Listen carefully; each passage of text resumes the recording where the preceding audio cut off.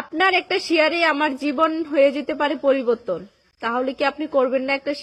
একটা শেয়ার করে দেন, আপনার বন্ধুর কাছ পর্যন্ত পৌঁছাই দেন, যেটার কাছে বহুত টিয়া পয়সা আছে, বহুত আমির বাপ কি বেটা है उसके पास मेरी वीडियो भेज দেন। আপনি সুন্দর জিনিসের প্রশংসা করলে খারাপ কি বলেন তো? হ্যাঁ, আপনি সুন্দর, মাশাআল্লাহ।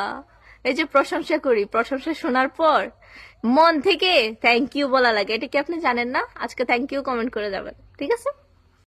আমি জানি এই মুহূর্তে আমি তোমার মোবাইলের ভিতরে আছি, আমি জানি আমি এই মুহূর্তে তোমার মোবাইলের ভিতরে আছি, কিন্তু বিশ্বাস করো আমার তোমার ভাল লাগছে।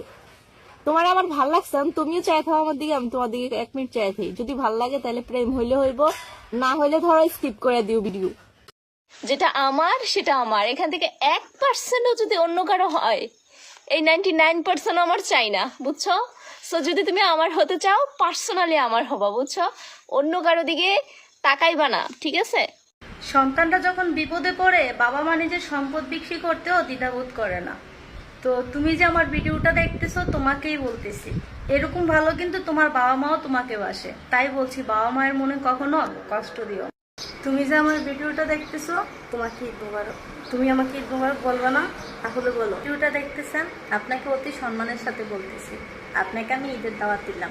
দাওয়াতটা গ্রহণ করছেন নি? কমেন্ট করে জানাইয়েন। আপনার যদি ভাবি থেকে থাকে তাহলে কখনো ভাইয়ার কাছে গ্যাঞ্জাম লাগাবেন না, বা নিজের মায়ের কাছে বদনাম বলবেন না ভাবির কাছে। কারণ একটা মেয়ে বিয়ের পর ননদ ননসকে খাওয়াইতে কখনো দ্বিধাবোধ করে না।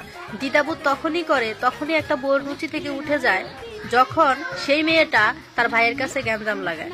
তুমি যে আমার ভিডিওটা দেখতেছো তোমাকে বলতেছি, আচ্ছা তোমার ভালোবাসার মানুষ তোমাকে কেন ছেড়ে চলে গিয়েছে, নাকি সে এখনো আছে?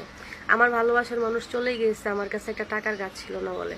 যতটুকু পেরেছি তাকে ধরে রাখার চেষ্টা করেছি, কিন্তু পারিনি। তবে সে যে ফোনটা চালায় ওইটাও কিন্তু আমারই। আর এই ফোন দিয়ে এখন টিকটকের সেটিংও করে